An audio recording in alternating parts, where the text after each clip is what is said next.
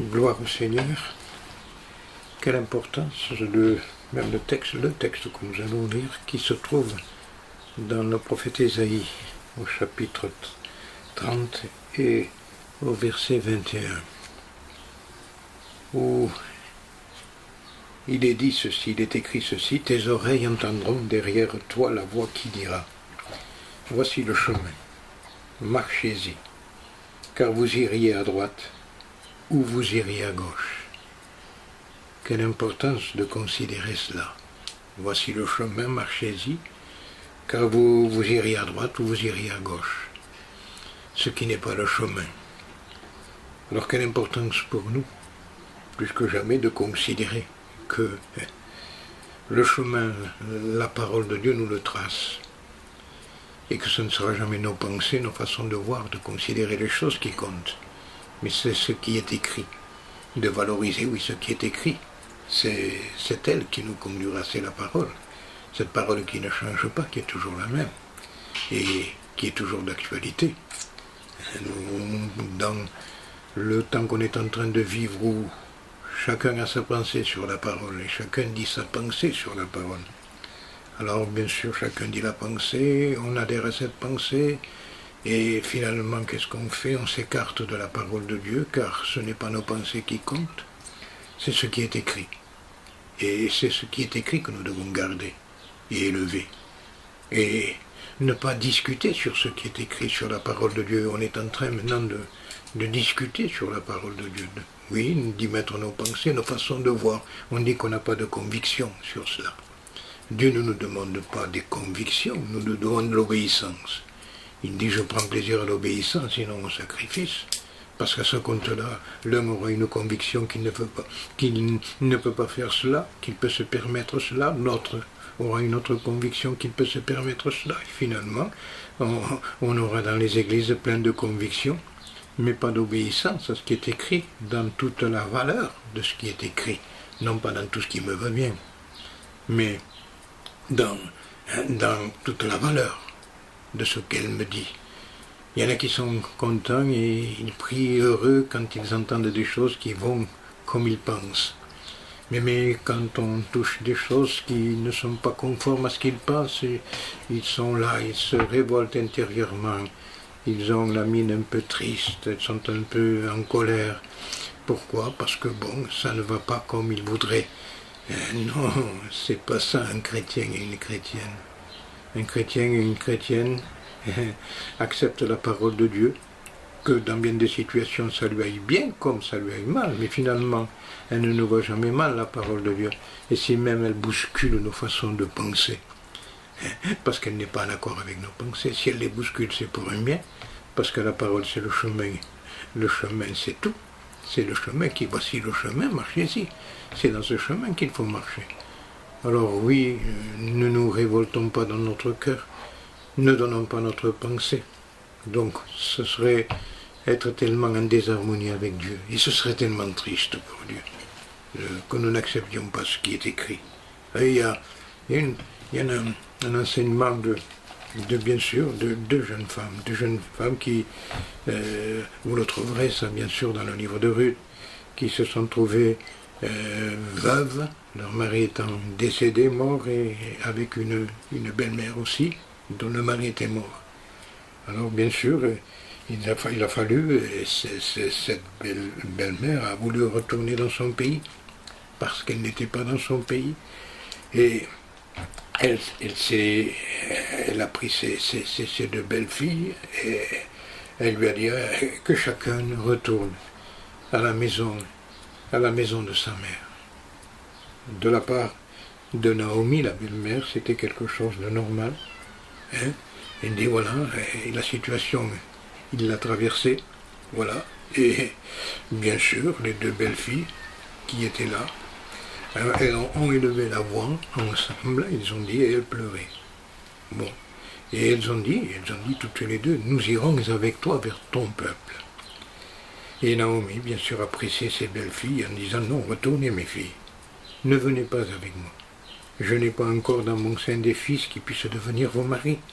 Mais je suis trop vieille pour me remarier. Et quand je dirai que j'ai de l'espérance, quand cette nuit même je serai avec un mari, et que j'attendrai des fils, attendriez-vous pour cela qu'ils aient grandi? Refuseriez-vous pour cela de vous marier? Non, mes filles, car à cause de vous je suis dans une grande affliction, car de ce que la main de l'Éternel s'est étendue contre moi. Elles ont élevé la voix, elles ont pleuré, et pleuré encore. Orpa, c'était une belle fille, le nom d'une belle fille. Elle baisa sa belle-mère, mais Ruth s'attacha à elle. Voilà la clé. La clé est là dans toutes les circonstances, c'est ce qu'il faut. Ruth s'est attachée à sa belle-mère. Orpa avait pleuré, Orpa ne voulait pas s'en aller. Mais ensuite, pressée par la circonstance, pressée même par sa belle-mère, et bon, elle a tourné le dos. Elle a embrassé sa belle-mère et est partie. Mais Ruth n'a pas voulu partir, parce qu'il y avait un amour dans son cœur pour sa belle-mère. Elle a dit non, non, non, ne me presse pas de partir, parce que je ne veux pas partir. Je veux te suivre. Et ne me presse pas de retourner loin de toi.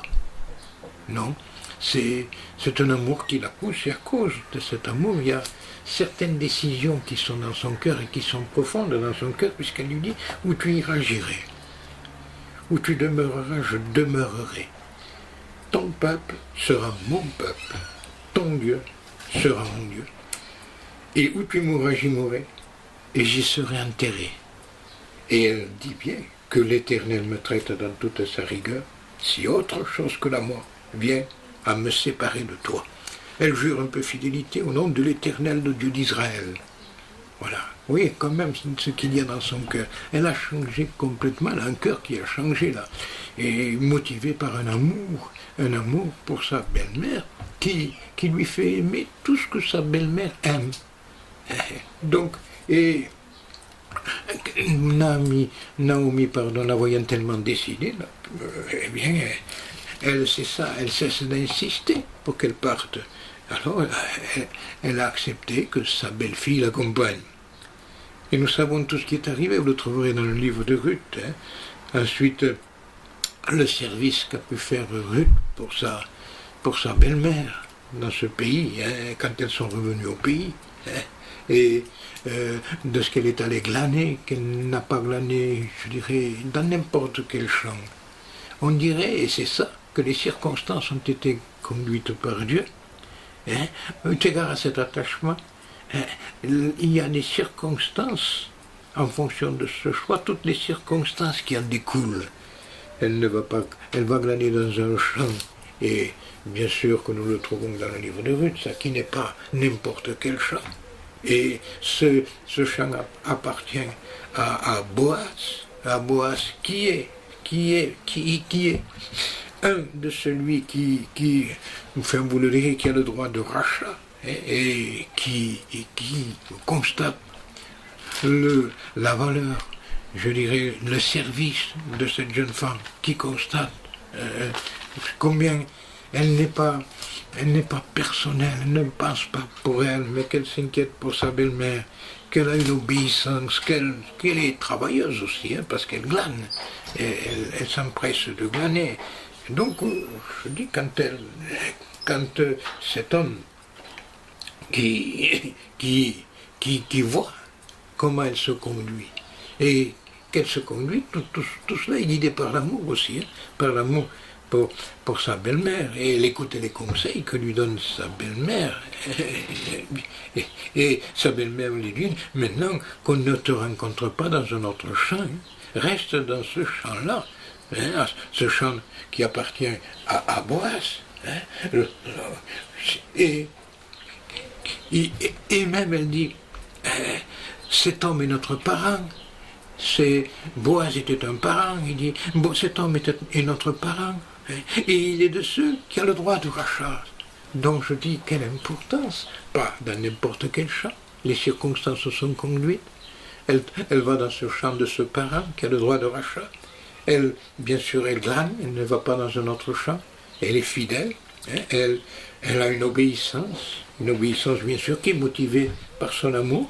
Elle est dans la foi. Et à un moment donné, sa belle-mère lui dit, écoute, tu vas faire quelque chose. Maintenant que Boaz, celui qui a le droit de rachat, il est avec les servantes, il va aller vanner les orges qui sont dans l'air. Alors, il lui dit quelque chose. Lave-toi, oigne-toi, puis remets tes vêtements, descends à l'air. Tu ne te feras pas connaître à lui jusqu'à ce qu'il ait achevé de manger et de boire. Et quand il ira se coucher, tu observes le lieu où il se couche, tu découvres ses pieds, tu te couches, toi. Il te dira lui-même ce que tu as fait. Et elle répond, je ferai tout ce que tu as dit. Bien sûr, le conseil est précieux, lave-toi et oigne-toi. C'est pas, chaque chose est à sa place là. C'est pas oigne-toi et lave-toi, non, non, non, non. D'abord, cette purification, lave-toi. Nous avons besoin, dans nos vies, dans notre attachement, bien sûr aussi, à notre Seigneur et dans notre amour pour lui, profond. Nous avons besoin, c'est vrai, d'être lavés et oints. Mais d'abord, lave-toi et oigne-toi. D'abord, être lavé, la purification. Ensuite, l'onction. Donc, la purification d'abord, c'est le sang. Et l'onction ensuite, c'est l'esprit. Il faut le sang avant l'esprit. D'abord, se laver. D'abord, avoir un cœur pur, un cœur reconnaissant. Et la Bible dit que si nous marchons dans la lumière, comme il est lui-même dans la lumière, nous sommes mutuellement en communion les uns et les autres, et le sang de Jésus, son Fils, nous purifie de tout péché. La marche d'amour pour le Seigneur, pour notre Seigneur à nous, notre marche d'amour doit être une marche dans la lumière. Dans la lumière, c'est dans la voie du sang, avec un cœur pur, un cœur reconnaissant. Et bien sûr, oui, une onction qui nous anime, et l'onction qui vient vers nous. Il faut que nous soyons lavés, purifiés. Il faut que nous soyons oints. Et il faut, par cette onction, sa vie en nous, lui en nous, Christ en vous, dit Paul. C'est l'espérance de la gloire. Et quelle importance pour nous, c'est vrai, de marcher dans la lumière, la voie du saint. Maintenir et vouloir sans cesse un cœur pur, c'est vrai, et d'être oint par le Seigneur, d'être rempli de sa vie, rempli de l'esprit, pour manifester non pas ce qui est de notre vie, non, mais de sa vie à lui. Parce que la vie chrétienne, comme on a souvent dit, ce n'est pas la manifestation de notre vie, une vie que nous arrangeons, non. La vie chrétienne, c'est la manifestation de la vie de Christ. Voilà, et se recevoir de sa part, et bien sûr, d'être dans ce travail pour Dieu, dans ce chant pour Dieu, non pas dans une manière passive, mais voulant servir à sa gloire, mais aimant Dieu et aimant tout ce que Dieu aime. Et c'est important ça pour même la vie chrétienne, pour un chrétien, et d'autant plus pour un serviteur. C'est aimer Dieu et aimer ce que Dieu aime. Alors quand on aime Dieu et qu'on aime ce que Dieu aime, on fait tout pour que, c'est vrai, ce que Dieu veut puisse se réaliser. Oui, nous voulons marcher dans la pureté. Oui, nous voulons être loin. Oui, nous voulons servir à la louange de sa gloire. Nous ne sommes pas là pour nous servir. Nous sommes là pour le servir à lui. Et l'Église, elle n'est pas là pour se servir. Non, l'Église, elle est là pour servir le Seigneur. Elle est la messagère de bonheur. Elle est la lumière. Et ça, c'est important aussi, de ne pas sortir de notre vocation. Donc, de rester dans ce champ-là. Dans ce champ, le champ du Seigneur. Il y a un texte qui dit « Demeure dans le pays et prends la fidélité pour pâture. Demeure dans le pays de la parole. Ne sors pas de la parole. Reste dans la parole. Qu'on ne te trouve pas dans un autre champ. Non, glane dans ce champ-là. Reste dans ce champ-là. C'est dans ce champ-là qu'il y a la bénédiction. C'est dans ce champ-là que le Seigneur se trouve. Et c'est dans ce champ-là que le Seigneur nous voit. Non pas d'aller dans des champs étrangers, non. Demeure dans le pays, ne rentre pas dans tes pensées, ne va pas dans tes pensées, dans tes raisonnements. Non, c'est des faux raisonnements. Glane, reste, demeure dans le pays. et prends cette fidélité pour pâture. C'est beau la fidélité. Pour pâture, nourris-toi dans la fidélité, vis dans la fidélité. Lève-toi dans la fidélité, couche-toi, pardonne-moi, dans la fidélité. Pourquoi? Parce que la fidélité doit être ton partage. Tu es dans le champ du Seigneur, tu marches dans ce champ-là, tu demeures dans le pays, tu veux aller vers le but, vers je dirais, à la rencontre. Et nous savons que le Seigneur vient chercher celui qui lui est fidèle. Et il y a un texte qui dit même, sois fidèle jusqu'à la mort, et je te donnerai la couronne de vie.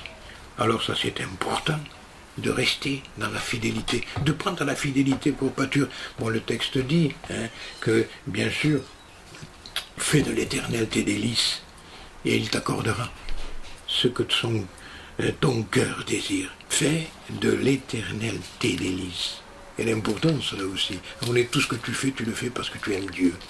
Voilà, ta part c'est Dieu. On aime, on doit aimer. Bien sûr que c'est difficile, je vous dirais, certaines choses. C'est difficile de prier.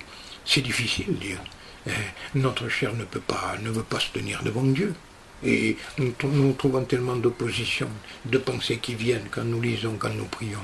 Oui, eh bien, nous ne voulons pas admettre cela, suivre cela. Non, on dit Seigneur, je veux lire et je veux prier parce que pour moi, c'est vie cela. J'en ai besoin de cela. Je ne peux pas me passer de cela. C'est quelque chose que nous prenons. Il y a des fois des choses que nous devons prendre. Pour certains, bien sûr, malheureusement, certains médicaments n'ont pas un bon goût. Mais c'est pas parce qu'ils sont bons ou mauvais, c'est un médicament. Et le médicament le guérit. Nous avons besoin de trouver dans la parole de Dieu tout ce que nous avons besoin. Bien sûr, dans le combat de la chair et de l'esprit, de dire non. Même si j'ai des combats pour lire, même si c'est vrai, dans certains moments, il faut se le dire clairement et nettement. Des fois, on n'a pas envie. On n'a pas envie de lire, on n'a pas envie de prier, et voilà. Donc, et nous sommes comme ça. Ne jouons pas, je dirais, les spirituels. Non, nous avons bien des combats. Et ces combats, eh bien, nous les avons, mais nous ne voulons pas que ces combats-là nous dominent. Nous avons besoin de lire, et nous avons besoin de prier, de chercher Dieu. Voilà. Et de lui faire confiance, d'en appeler à son secours. On peut lui dire même, Seigneur, assiste-moi par ta grâce. Je voudrais même persévérer dans la prière, dans la lecture. Accorde-moi, s'il te plaît, ta grâce. Et il nous accordera sa grâce, parce qu'il sait très bien de quoi nous sommes faits. Il connaît aussi nos combats. Alors oui, nous voulons tellement demeurer dans cette voie, là, dans ce chemin, comme nous l'avons dit. Voici le chemin, marchez-y. Ça veut dire, ne restez pas sur le bord du chemin, il faut y marcher dans ce chemin. Nous trouverons ensuite le repos de nos âmes. Oui, alors, et pourquoi? Parce que c'est dans ce chemin-là que tout se trouve.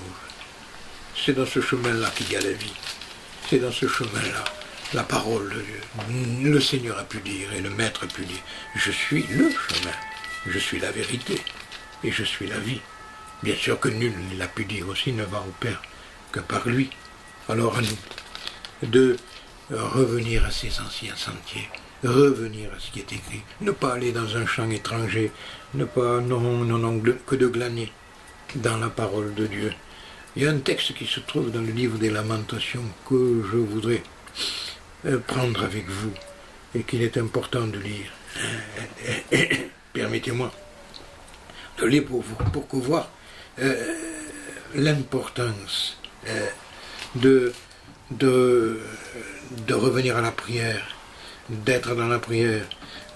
Permettez-moi, Lamentation 2, pardonnez-moi, et au verset 18, voilà. Voilà. Oh, il était, leur cœur crie vers le Seigneur. Mur de la fille de Sion, répands, jour et nuit, des torrents de larmes. Ne te donne aucun répit, que ton œil n'ait pas de repos. Lève-toi, pousse des gémissements à l'entrée des veilles de la nuit. Répands ton cœur comme de l'eau en présence du Seigneur. Lève tes mains vers lui pour la vie de tes enfants qui meurent de faim au coin de toutes les rues. Alors, je dis quelle importance de se tenir dans la prière. Comme il dit, lève tes mains vers Dieu pour la vie de tes enfants. Bien sûr que nous avons à garder le salut personnellement et à intercéder aussi pour les nôtres, les enfants qui sont au loin, qui sont perdus, qui ont besoin de revenir, qui ont besoin, certains pour se convertir. Et nous avons besoin de prier, d'intercéder. La forme, la réalisation de la prière, c'est Dieu qui la donne. Dieu veut qu'on prie. C'est cette semence que nous déposons devant lui, que lui seul peut faire germer. Alors oui, Seigneur, nous ne voulons pas oublier de nous tenir devant toi. Et de nous tenir devant toi dans cette fidélité. Bien sûr, il est dit, prends la fidélité pour pâture. Nous savons très bien que si on prie dans la désobéissance, Dieu ne peut pas écouter. On entend tellement de prières et de prières et de prières. Comment voulez-vous que Dieu écoute si on ne l'écoute pas? Comment voulez-vous si on ne le suit pas? Comment voulez-vous si on est dans le mélange, si on est dans des chants étrangers? Non, Dieu ne peut pas nous écouter. Sa main n'est pas trop courte, son oreille n'est pas trop dure pour écouter.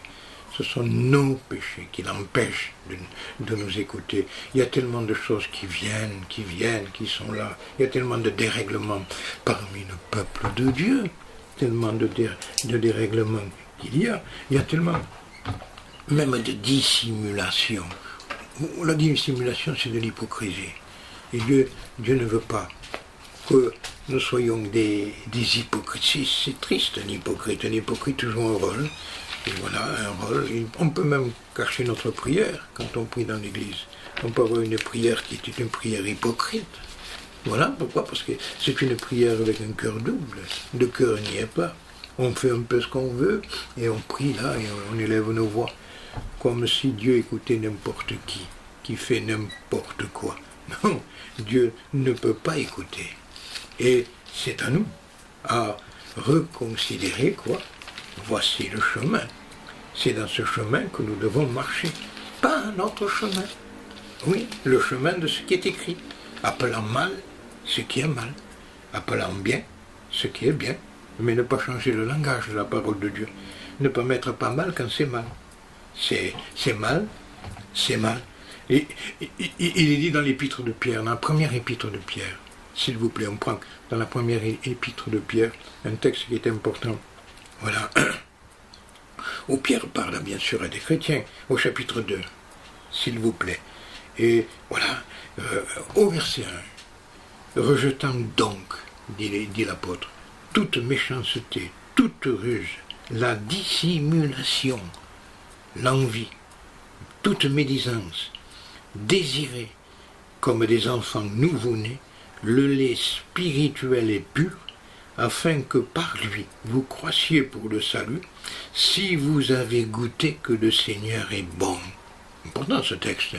Rejetez donc la méchanceté, rejetez la dissimulation, la ruse, l'envie, la médisance, et ensuite désirez ce lait spirituel, désirez la parole de Dieu. Oui, nous avons goûté que le Seigneur est bon. Oui, mais nous devons tellement demeurer dans la fidélité, comme on a dit, la prendre pour pâture. Pourquoi? Parce que alors là, ensuite, nous nous écarterons de la voie de l'amour. L'amour, c'est obéir. N'oublions pas une chose que Ruth a aimé Naomi, et ensuite a pris ses décisions de la suivre, et ensuite tout a changé dans sa vie. Du fond en comble, où tu iras, j'irai, et où tu mourras, j'y mourrai moi. Et ton Dieu sera mon Dieu, elle change tout. C'est le Dieu de Naomi qui devient le Dieu de Ruth. Elle n'a qu'une seule pensée, inspirée par l'amour. Suivre sa belle-mère, aimer sa belle-mère et demeurer dans le pays de sa belle-mère. Nous aimons le Seigneur parce qu'il nous a aimés le premier. Nous voulons le suivre. Nous voulons demeurer là où le Seigneur demeure. N'oublions pas une chose, qu'il viendra chercher son église, l'église qui l'attend, pour la prendre avec lui, pour qu'elle soit là. Je veux, n'est-ce pas, pardonnez-moi cette prière sacerdotale, Père, je veux que là où je suis, ce que tu m'as donné, il soit aussi, pour qu'il voie ma gloire. Nous serons là où il est, nous partagerons cette gloire avec lui. Mais les frères, les sœurs, nous n'étions pas dignes, il nous a rendus dignes, nous ne pouvions pas, nous, sortir de notre vie. Il est venu vers nous, il nous a tendu la main, Alors, et même l'apôtre Pierre pousse un peu, il dit, mes bien-aimés, je vous exhorte, comme des étrangers, comme des voyageurs sur la terre, à vous abstenir des convoitises charnelles qui font la guerre à l'âme. Les convoitises charnelles qui font la guerre à l'âme. Et combien de convoitises charnelles il y a qui font la guerre aux âmes. De vous considérer comme des étrangers. Mais oui, nous sommes du monde, oui, nous sommes du monde, usant du monde, mais comme n'en usons pas, dit l'apôtre Paul. Nous sommes dans le monde, mais nous n'aimons pas ce qui est du monde. Nous y sommes dans un passage. Nous passons. Notre patrie à nous, elle n'est pas céleste. Nous sommes des voyageurs d'abord. Nous ne prenons pas des racines dans ce monde. Non, non, non. Nous nous amassons pas des trésors sur la terre, mais des trésors dans le ciel. Notre patrie est céleste, nous. Et bien sûr, nous attendons le Seigneur Jésus, qui viendra chercher son Église, comme on dit, pour la prendre avec lui, pour qu'elle voie sa gloire, pour qu'elle demeure avec lui pour toute l'éternité. Alors bien sûr, combien notre conduite doit être sainte, combien nous devons garder ce qui est écrit, pour sortir de ce mélange, de sortir de cet état qu'il y a maintenant, je dirais, qui est triste dans tout cela. Et même dans la deuxième épître de Pierre, permettez-moi d'y venir avec vous, s'il vous plaît. Dans sa deuxième épître de Pierre, il y a un texte qui est important, au chapitre 3, si vous voulez, et le prendre, au verset 1. Voici déjà, bien-aimés, il rappelle, la seconde lettre que je vous écris. Et dans l'une comme l'autre, je cherche à éveiller par des avertissements, quelle importance, votre saine intelligence, afin que vous vous souveniez, c'est écrit, des choses annoncées d'avance par les saints prophètes et du commandement du Seigneur et Sauveur enseigné par vos apôtres. Qu'est-ce qu'il y aura? Eh bien, il dit que dans les derniers jours, il viendra des moqueurs avec leur hiérarchie qui marcheront selon leur propre convoitise. Alors, et qui diront même où est la promesse de son avènement. Alors, bien sûr, vous vous rendez compte, cet état d'esprit qu'il y aura. Mais non, Jésus a dit qu'il reviendrait, et il reviendra, et parce qu'il l'a dit. Et la Bible dit, même Pierre le dit, Dieu use de patience. Il ne veut pas envers vous, il ne veut pas qu'aucun périsse, mais il veut que tous nous arrivions à la repentance. Quelle importance aussi de... La repentance, on dit qu'elle est pour les païens, elle est pour les chrétiens. Et ô combien, repentez-vous, se repentir sincèrement. Pourquoi? Parce qu'il faut ces avertissements. Et je bénis Dieu pour les frères qui avertissent. Parce qu'il faut avertir. Sonne de la trompette, c'est comme des sentinelles. Il faut avertir le peuple, parce que le peuple s'égare. Le peuple maintenant, si on ne valorise pas la parole de Dieu, le peuple ira à droite, ira à gauche, mais il ne suivra pas le chemin qu'il faut suivre. C'est à nous de montrer le chemin. Voici, le chemin, c'est là. Et Dieu veut que nous marchions dans ce chemin. Et c'est un chemin d'obéissance. C'est un chemin où on ne se sert pas soi-même. C'est un chemin, c'est le chemin de l'amour. Voilà. Et quand on aime, je dirais, on trouve facile ce qui est difficile. Quand on aime, quand l'amour est à la base de tout. Alors, il ne faut pas oublier que nous devons garder ce qui est écrit, ne pas aller dans ces champs étrangers, non, mais dans le champ de notre divin Boaz, je dirais. Ne pas oublier que Dieu nous demande la marche dans la sanctification. Sans la sanctification, nul ne verra le Seigneur. C'est écrit ça aussi. Mais bien sûr qu'il faut rentrer, appeler mal ce qui est mal. Diverses choses sont mal. Maintenant, le péché, c'est un grand mot. On dit le péché, c'est tout. Non, non, non. Le péché, sous toutes ses formes. Le péché, oui, de la médisance, du murmure, de la calomnie. Voilà. Le péché de la critique, et c'est une gangrène, ça, dans l'Église. De ces révoltes, parce que la parole de Dieu nous va mal, nous perturbe.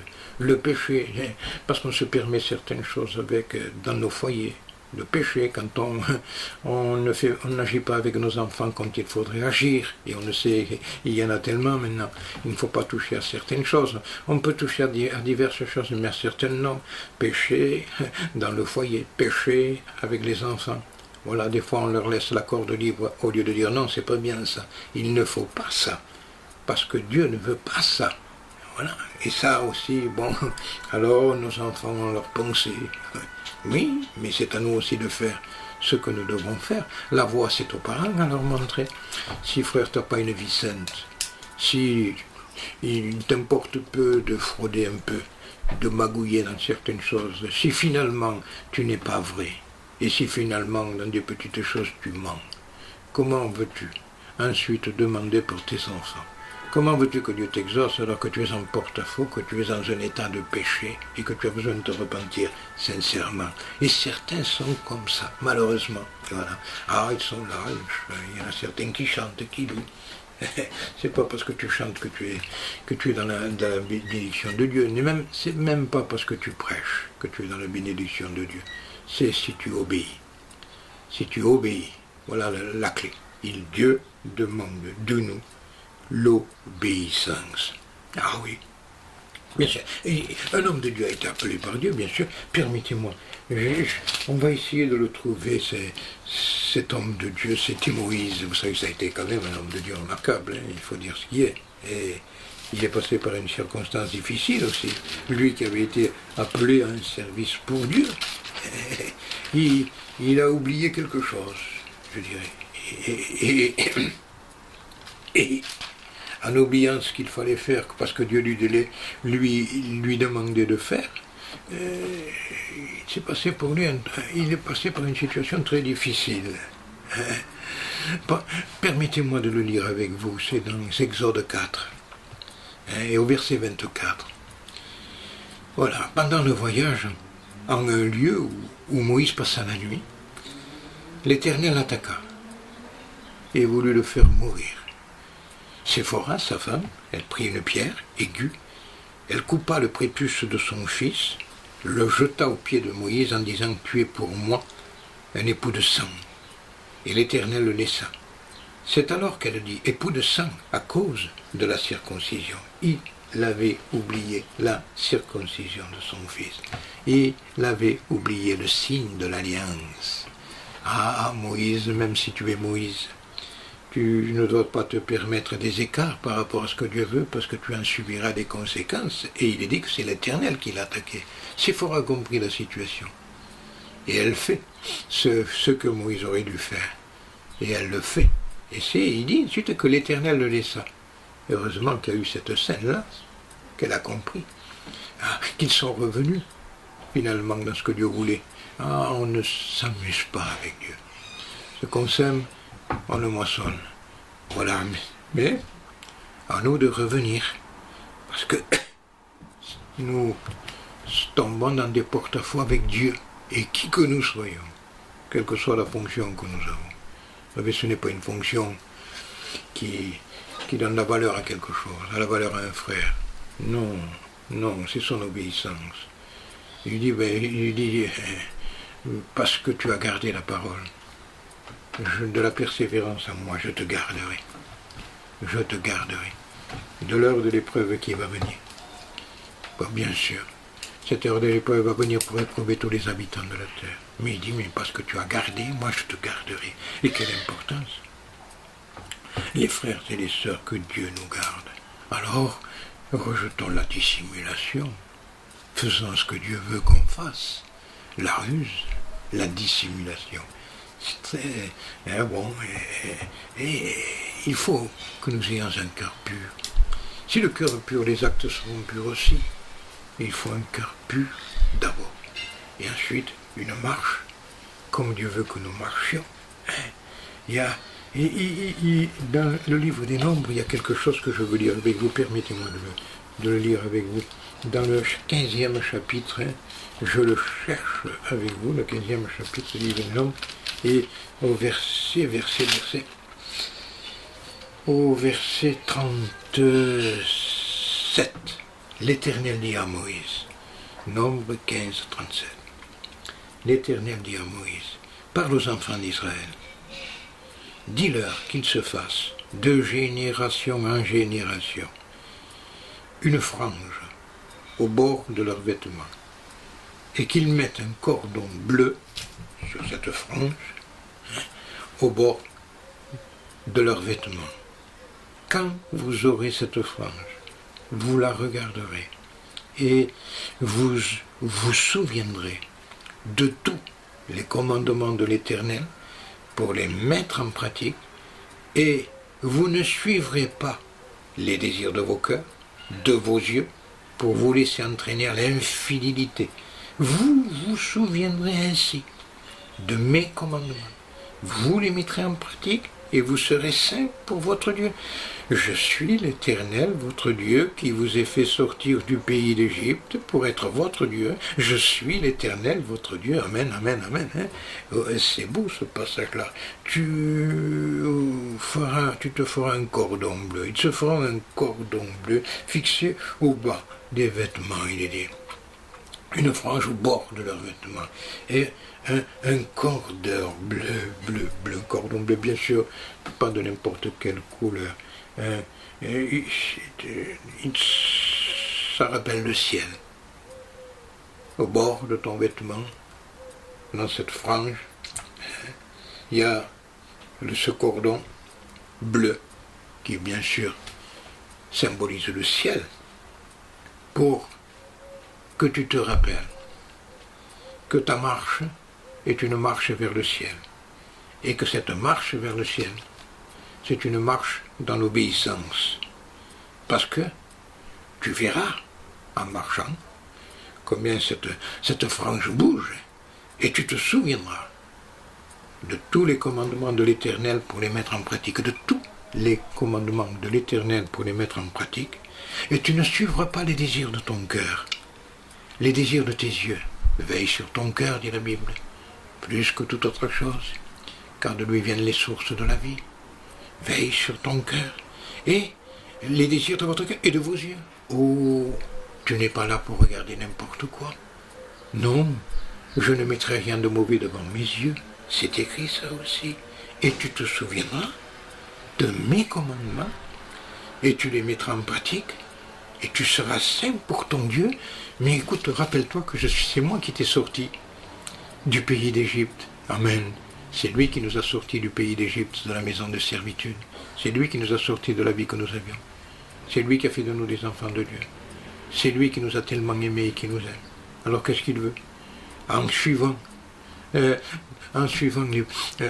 que je désire moi, en suivant ce que je t'ordonne, en mettant même cette frange au bord de tes vêtements, tu te souviendras que tu ne t'appartiens pas maintenant, que tu marches vers tu marches vers le but là, que tu marches vers la gloire, que tu marches vers le ciel, que ta patrie est céleste. Tu t'en souviendras. C'est important. Et c'est important pourquoi? C'est important parce que ta marche maintenant est une marche d'amour. Et voilà. Je te conduis vers un pays extraordinaire. Alors oui, Seigneur, nous voulons tellement ne pas oublier cette frange de ce cordon bleu. Ce cordon bleu, non, mais toute mon obéissance, eh bien, c'est pour aller vers le but. Je veux être séparé de tout ce qui est terrestre, de ces convoitises terrestres. Il y a tellement de convoitises des yeux, convoitises de la chair, de l'orgueil de la vie. Non, non, non, ça je veux le fuir, Seigneur. Je me souviens que tu m'as aimé et que cette marche est une marche d'amour. Vous qui aimez l'Éternel, c'est écrit, haïssez le mal. On doit haïr le mal par amour pour Dieu. Ah oui, revenons à Ruth, par amour pour Naomi. Elle a tout laissé, tout abandonné. Ton Dieu même sera mon Dieu. Oh, je dis, et elle jure par l'Éternel. Maintenant, voyez à quel prix. Elle aime, parce qu'il y a eu un changement complet en elle. C'est fini, les choses anciennes. Tout est devenu nouveau pour elle. Et pour nous aussi, qui doit en être ainsi. Ce n'est pas les choses anciennes qui nous intéressent, ce n'est pas ce qu'il y a sur cette terre, non, c'est notre patrie céleste. Alors oui, nous voulons nous souvenir de la parole de Dieu, nous voulons vivre la parole de Dieu.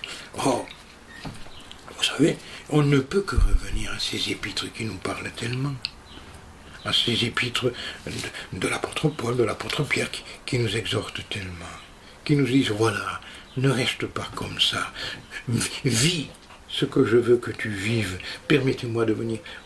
On va ensemble dans l'épître de Paul aux Colossiens. Quelques instants de plus, je dirais. Voilà ce qu'il est écrit dans l'épître de Paul aux Colossiens. 3. Et on commence. Au verset 1, permettez-moi.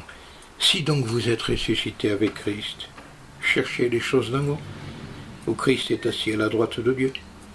Attachez-vous aux choses d'en haut, et non à celles qui sont sur la terre. Voyez quel choix. Le choix. Attaché à ce qui est céleste, pas ce qui est terrestre. Vous êtes mort, votre vie est cachée avec Christ en Dieu. Quand Christ, votre vie, paraîtra, alors vous paraîtrez aussi dans la gloire. Verset 5. Faites donc mourir ce qui dans vos membres est terrestre, la débauche, l'impureté, les passions, les mauvais désirs, la cupidité, qui est une idolâtrie. Attention, il dit, c'est à cause de ces choses que la colère de Dieu vient sur les fils de la rébellion. Mais il continue, l'apôtre.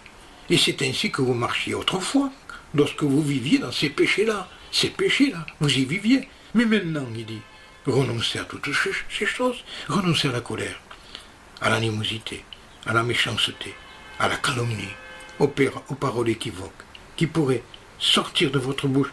Ne mentez pas les uns les autres, vous étant dépouillés du vieil homme et de ses œuvres, et ayant revêtu l'homme nouveau, qui se renouvelle dans la connaissance de celui, de l'image, selon l'image de celui qui l'a créé. Ah, faites donc mourir, renoncez. Non, pourquoi? Parce que ça, maintenant, non. Vous êtes en marche vers ce qui est du ciel. Vous êtes attachés à ce qui est du ciel. Nous cherchons ce qui est du ciel, puisqu'il dit, si vous êtes ressuscité avec Christ, cherchez les choses d'en haut, attachez-vous à ces choses-là. Voilà, on ne veut plus de cela. On veut quoi? On veut marcher d'une manière, comme dit l'apôtre Paul, digne de Dieu qui vous appelle à son royaume. C'est écrit, et à sa gloire. Alors oui, nous devons nous supporter, nous devons nous pardonner. C'est écrit, revêtez-vous de sentiments de compassion, revêtez-vous de bonté, d'humilité, de douceur, de patience. C'est de lui, ça. Alors oui, nous supportons, nous pardonnons. Et comme dit la parole de Dieu, c'est écrit ça aussi. Revêtez-vous de l'amour, qui est le lien de la perfection. Alors oui. Et que la parole de Christ demeure en vous, dans toute sa richesse. Voilà. Les frères et sœurs, notre marche va vers le but.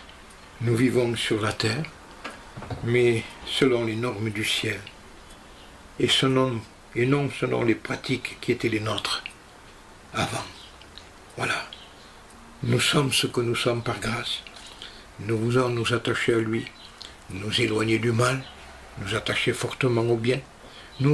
Il est dit même que la parole habite en nous, oui, dans toute sa richesse, de s'instruire, de s'exhorter par rapport à la parole de Dieu, de tout faire en rendant grâce à Dieu par le Seigneur Jésus. Et servez Christ le Seigneur, dit Paul, dans les Colossiens, au chapitre 3 et au verset 24.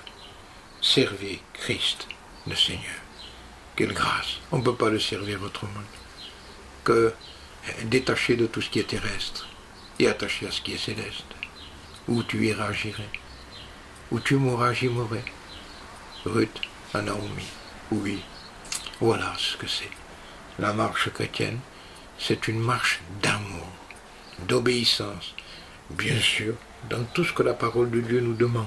Et la parole de Dieu, bien sûr, c'est à nous de lire ce que Dieu veut, puisque nous aimons Dieu, nous cherchons ce que Dieu veut dans la lecture. Et quand nous lisons, nous voyons ce que Dieu veut. Et quand nous le lisons, quand nous voyons ce que Dieu veut, qu'est-ce que nous devons faire, nous devons dire, Seigneur, c'est écrit, je veux le vivre. Mes regards sont sur toi. Accorde-moi ta grâce pour que je vive ce que je suis en train de lire. Pourquoi? Parce que, Seigneur, tu me demandes. Et tu prends plaisir à l'obéissance. Alors, comment ne pas vouloir te réjouir? Oui, je veux garder la fidélité. Comme on a lu, prends la fidélité pour pâture. Nous voulons prendre cette fidélité pour pâture. Nous voulons bannir cet état d'esprit de dissimulation, de l'hypocrisie. Non, sortons de cet état-là. Sortons de nos prières qui deviennent des prières formalistes, habituelles, religieuses, des récitations. Voilà, c'est toujours le même style de prière. Pour certains, non. Humilions-nous quand il faut nous humilier. Voilà, revenons à ces anciens sentiers. Revenons à la valeur de l'enseignement de la parole de Dieu. Voilà, parce que c'est ça. Et comme dit la parole de Dieu, soumettez-vous donc à Dieu. Voilà, résistez au diable, il fuira l'un de vous. Et approchez-vous de Dieu, il s'approchera de vous. Nettoyez vos mains, pécheurs, purifiez vos cœurs. Hommes irrésolus, c'est l'épître de Jacques qui le dit ça. Sentez votre misère, soyez dans le deuil et dans les larmes. Que votre rire se change en deuil et votre joie en tristesse. Humiliez-vous devant le Seigneur et il vous élèvera. Amen. À son nom, la gloire. C'est peut-être sur ces quelques notes que, eh bien, on voudrait terminer ce message. Mais de dire, en revenant au départ, à cause de l'attachement, je te suivrai. Je veux te suivre. Je veux te suivre, Seigneur. C'est un peu notre engagement aussi. C'est suivre Jésus. Nous voulons le suivre. Nous voulons l'attendre. Il vient bientôt. Cherchez ce qu'il attend. Cherchez ce qui lui appartient. Pas n'importe qui. Ceux qui lui appartiennent. Et, comme a dit le Seigneur, heureux celui qui a le cœur pur. Il verra Dieu. Alors, oui, ta vie, ton foyer, tes enfants, que rien n'empêche que Dieu ne t'écoute. Car quelle importance que Dieu nous écoute. Car si nous savons qu'il nous écoute, quoi que ce soit que nous le demandons, nous le recevons de lui parce que nous faisons ce qui lui est agréable. Que rien n'entrave la prière. Voilà. Alors, obéissons, gardons, restons fermes, résolus. Voilà. Regardons vers le but, levant la tête, parce que la délivrance approche.